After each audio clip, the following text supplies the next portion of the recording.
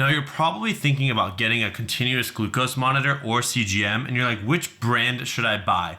Nutrisense and Levels Health are probably the top two brands out there right now. Today, I'm gonna share the differences between Levels Health and Nutrisense. We'll talk about how the software and app differences are, the hardware differences of the device that goes inside your body, and which one is actually worth your money. Honestly, don't spend your money unless you really want to try one of these, but if you do, there are links down below and those help support the channel so I can keep making more videos like this. Now, what is a CGM and why? So a CGM is a continuous glucose monitor. It's measuring your interstitial fluid and the glucose values related to that throughout the day. It's giving you live updates essentially.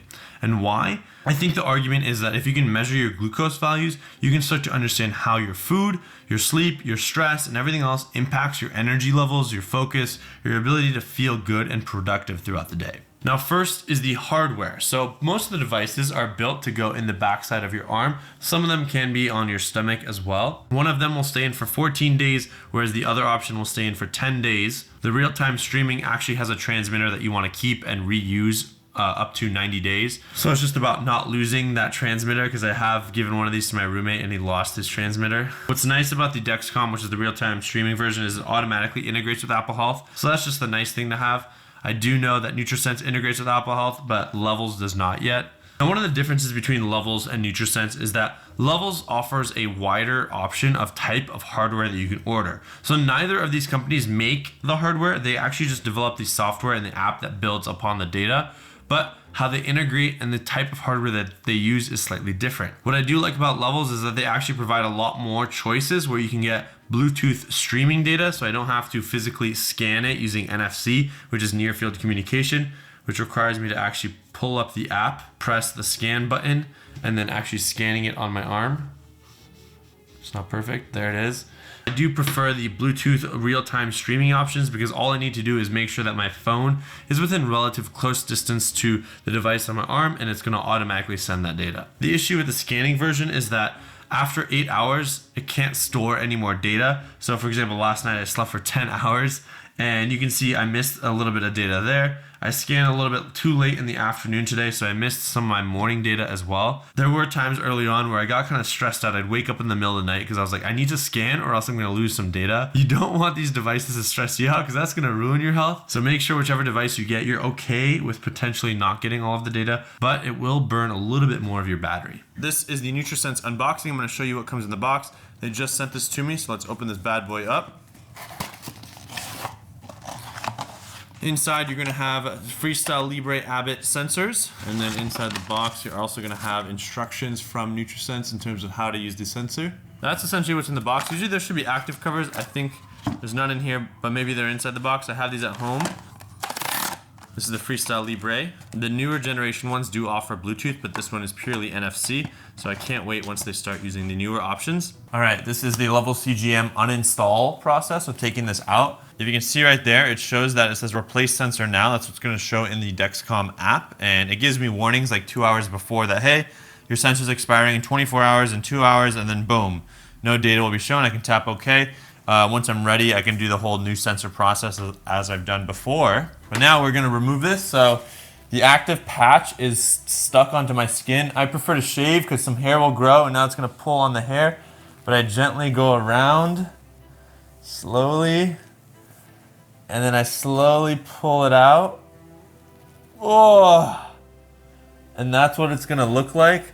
That's the little filament. I don't know if you can see that little filament right there. That's what was inside of my skin. Once you've done this, you definitely want to separate the sensor with the active cover. And then what we're going to do is you want to unhook the sensor from the transmitter. So there's a little switch right there. We're going to hit that. And we're going to bend the top, the circular part down. So it's going to open up. And then we can easily remove the transmitter. Boom. Now the transmitter we keep. So this is what we keep. We're going to clean this. The rest of it is trash. So I will just wrap it up in the active cover. This we keep and clean with an alcohol wipe. And then there's going to be some residue on my skin that might take a day or two to come off, but you can wash this with soap and water. You can kind of see the residue right here. And if you went outside and you got a tan, you might have a circular tan right here. So keep that in mind, but clean this area as much as you can. and then you'll install it, and I switch arms. So I'm gonna install the next one on this arm. We freshly cleaned it. We'll get some alcohol wipes and we'll get that installed. And then we're good to go until the next 10 days. This is the sensor right here. This is the installation device. So we're going to line it up properly right there. Boom. This is the Nutrisense patch. It's an active cover that you can wear if you work out a lot. And I can put that over the sensor if I'd like. So I went ahead and shaved the portion of my arm. I want to put it on the jiggly part, and then I place this over and I press it in. So let's go find the jiggly part in the bathroom. Nothing's gonna move around too much, and then I hold it, 1, 2, 3. I press it in. It's going to go inside, leave a filament in there, and then there it is, it's installed. Oh my God, I forgot to use the alcohol wipe. All right, new sensor, Levels Health CGM, installing a new sensor. I'm gonna tap new sensor. It's gonna say enter code, take a photo. So the first step is to clean the area and check out my Whoop tan. Now, I'll grab this device. You wanna take the orange piece off. This is like the protection so you don't accidentally press the button. So we'll just rotate it side to side. Boom, clear. Next, you wanna take off the covers here, so remove that. Make sure to connect to the app before you remove those because the code is on there. So now this is sticky, don't touch it. Find out where you want to put it, right? This is going to be an oval shape. It's going to be stuck on my skin for 10 days. I think we're going to put it right about here. I find the spot. Let's make sure. I'm going to apply it, hold it in place, and then press the orange button. You literally don't feel anything. Sensor is inside my skin with a filament. Take the transmitter and slide it in, and you're going to want to press it in. So I kind of line it up. Once it's lined up, it's going to click in.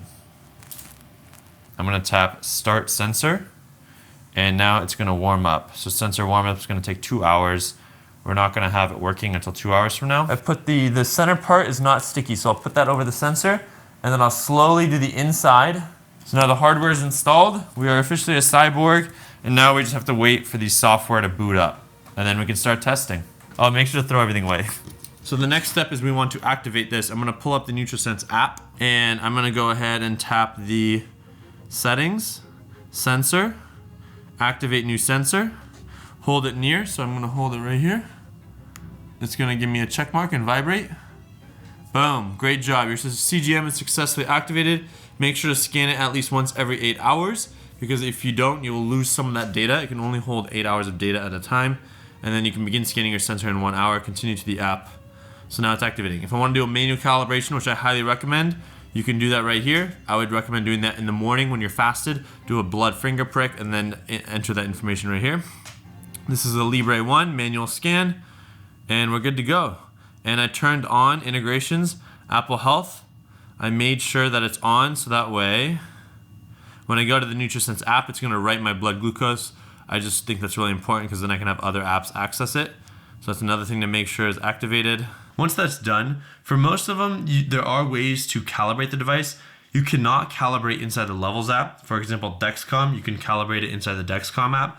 For Nutrisense, you can calibrate it within the Nutrisense app. So I'd love to see that native support within Levels. Another win for Nutrisense. So what I like to use is a Keto Mojo. So like I said, this is not blood glucose, it's interstitial fluid. So what I'll do is I'll do a finger prick early in the morning when I'm fasted, about the next day after installation, and then I will calibrate it based on that number, because sometimes I've noticed if I install the CGM on my other arm, the values might be different. I do have a link for the Keto Mojo blood pricking device down below as well. It's really nice, supports Apple Health, it's smart, and it automatically syncs my data to my phone, and if you want to measure your ketones, you can do that too. I just activated the Nutrisense glucose app. I want to see, can I activate the Veri, Levels, and Ultrahuman apps as well? So I have them all ready to go. We'll pull up Libre link. We're gonna say scan sensor. Scan complete. It looks like it's gonna let me do that. Okay, so it's warming up. Now this information, because it is inside of this app, it's gonna automatically send to Levels, which is cool. Now Veri, which is another app, I'm gonna say I'm ready to apply the sensor. New sensor. Begin setup. You know, they all have the same setup process. Blah, blah, blah, blah, blah, blah, blah, blah, blah, blah, blah, blah. Already did that. All right, it's activated, continue. So I guess Veri also uses Libre Link and Veri as well. So that information can be sent to my Levels app and my Veri app. Next step, connect to a practice, Veri app US under ID. So we need to go here. So yeah, Veri, Levels, and Span. Span I think went out of business. Done. Go to final step. Continue. Explore. Okay, so now the data should automatically go to both my Veri app and my Levels app, which is nice. Now the third and final test is the Ultrahuman. This is an app based in India. Is this gonna work? I know I had some issues last time. I'm gonna open up their metabolic section, which is next to the smart ring. I'm gonna tap pair new sensor. Scan complete. So it looks like there's a Ultrahuman subscription that you need for the CGM. Not ideal. So now, just to make sure it's all updated, I will need to scan in the Nutrisense app, in the Ultrahuman app, and the Libre Link app, but I will be able to get that information in 4 different apps. Since they all use the same hardware, it's gonna be relatively easy to also merge the software. Now when it comes to the app and importing the data, Nutrisense offers a way to scan that information natively within their app. So I can go ahead and open up Nutrisense. I'm gonna say scan sensor. It's gonna say ready to scan. I'm just gonna hold it up against my arm. It's gonna scan and input that data information right into the app, which is nice. So I love that in Nutrisense, I only need one app. That's very convenient. I don't need any other apps. Whereas with Levels, you actually need the specific app used by the device that you chose. They do offer a variety of brands. So Dexcom and Freestyle Libre are the 2 types of hardware that you can choose between. And then you do have to download their recording app. What I do like about the Dexcom app is it automatically syncs to Apple Health and it's live Bluetooth streaming, which is really nice. The older Freestyle Libre, you do need to manually sync. So I have to go ahead and tap scan. And then I will hold the device up against my arm. It's gonna scan and show that number right there. What you also need to do is go into the hamburger menu, go to connected apps, and actually make sure that you connect Levels Health to your Freestyle Libre, so that way it's automatically sending that information to Levels. You'll do that in whatever Dexcom or Freestyle Libre app that you end up choosing. Now, when it comes to logging workouts and food, what does that look like? So that's a big part of it. I would say I highly recommend you get a fitness and sleep tracker first, because you can automatically import your workouts and your sleep from Apple Health, from both devices. So if, let's say we go to Levels and Nutrisense here, but as you can see, if I scroll down here, it's gonna show that it's imported, my workouts right here, and this is my Apple Health workouts here. So it depends on, it'll automatically get the start and end time for my workouts. So it can correlate my glucose values with my fitness, and it'll automatically get my sleep and wake times, which is nice. Boom, so sleep. But they'll both pull in the sleep and your exercise automatically, and you don't have to manually do that. But if you do want to, they both offer the plus sign. You can do detailed log here and choose exercise and enter in that information. I can also add activity here. They're going to give you the option of what kind of activity and the times. So you can still do it manually, but I highly recommend you have that automatically imported via Apple Health. Now when it comes to meals, that's where you have to go ahead and manually import it yourself. So no one's going to automatically do it, but they do offer relatively easy ways to do it. This is probably the hardest part for me, is building that habit of every time I eat, whether it's a meal or a snack, because I snack way too much, is actually inputting the meal. So one way you can do it is the press and hold, which I do like, and you can go ahead, add your food, your exercise, whatever it is. So let's say log meal, add food, and it's going to automatically go ahead and pull up the time that it is right now. I don't know why this one didn't update. And then you can go ahead and put the meal of what it is.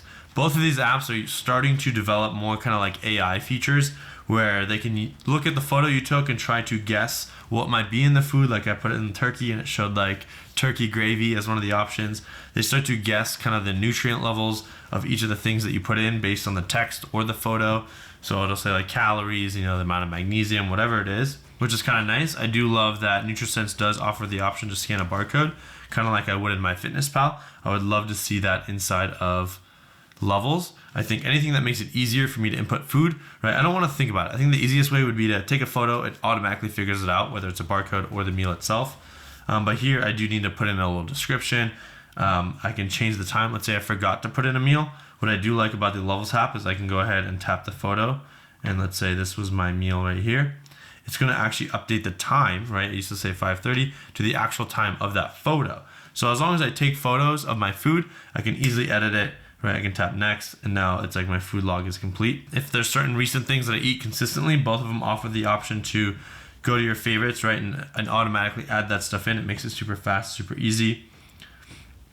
right? If we choose a photo from here, boom, it's not going to change the time to when the photo was taken, but here it automatically puts in kind of turkey gravy. It says the approximate, serving size, the calories. I can add it to my favorites if I want, or I can jump back to kind of what my recents were, and then it'll log the meal, and then I'll get a meal score. So I did have salad and lasagna earlier. Let's see what the meal scores that both devices are giving me, because they're both pulling data from the same hardware chip in my arm. So they're both using the same hardware, so let's see what difference of information that they've given me. So I had turkey and dessert for one of my meals right here at 6:30 p.m. 2 days ago. And as we can see, the Nutrisense said 89 out of 100, whereas the Levels said 2 out of 10. So it caused a 50 milligram per deciliter spike. Here, the spike shows something different. So I think what's happening is potentially how the algorithms are running on the raw data on the chip. They're getting slightly different information. Very interesting. But it seems like there was a peak and a valley, but the peak was much higher on the Levels app versus the Nutrisense app. But I can tell you they were inputted at the same time, November 18th at about 6:30 p.m. Let's go cookies and chips. So this one, same thing, 2 big spike, multi-meal zone, 75 on the Nutrisense app, so it's in the yellow. But this is like in the red. So that's very interesting to see how it's slightly different. Nutrisense will add, the calories, potential carbs, protein from whatever I inputted. So it's kind of guessing based on that, which is kind of interesting to get that information as well. If I do want to log meals from my homepage, if I do have a certain time, I can always scroll to that time, right? On both of them, which is nice. You can scrub and then you can tap the plus sign. Here, 12:37, we can add a meal. And now it's going to automatically have that time that I was on in the timeline. So if you want to do it that way too, you can. If you want to go ahead and change the time, you can just tap change the time. They'll both be by the minute. So you can kind of scroll through by the minute on what time you want it to be at and the date if you need to, if you forgot to input that meal.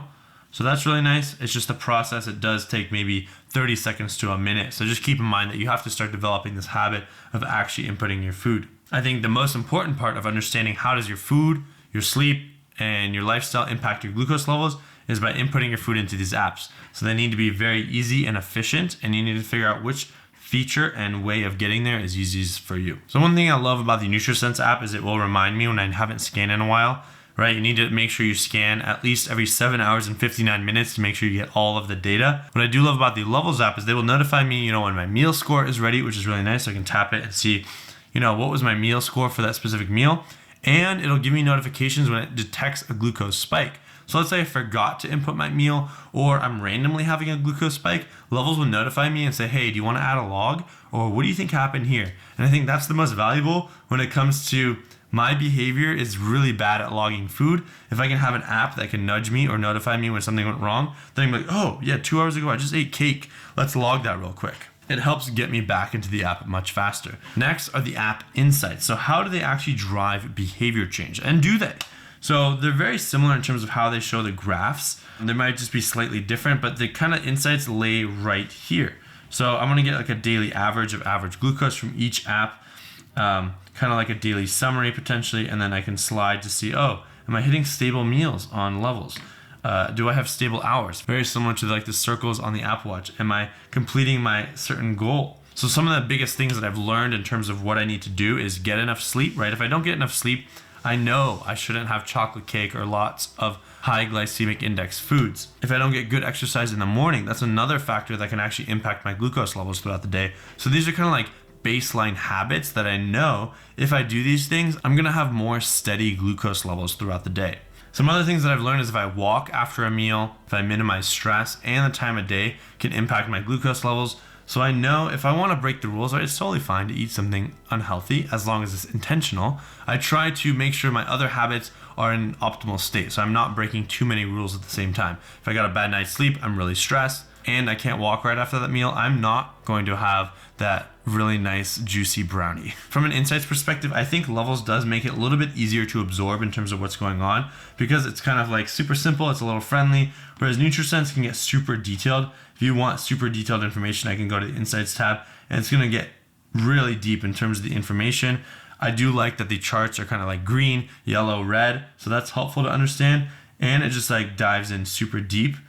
If you're someone who loves data and you want to be overwhelmed with it, Nutrisense is the way to go. If you're someone who kind of wants something easy, maybe you're just starting to get into understanding your health and wellness and how your glucose values might impact that, then I think Levels is probably the way to go. I'm going to share kind of an estimate of the pricing, but honestly, just expect that it's going to change. I think if you're trying to dabble into CGMs, it's very expensive right now. And your insurance is probably not going to cover it because it's meant for diabetics and not for you if you're watching this video. But I would say it's about $200 to $400 per month.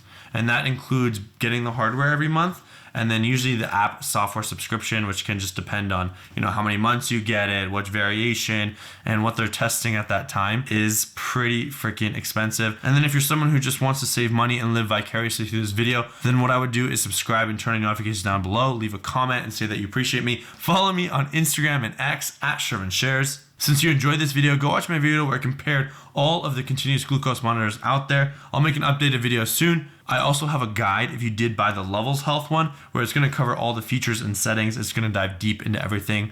That'll be linked down below as well. We'll see you in the next one. Peace.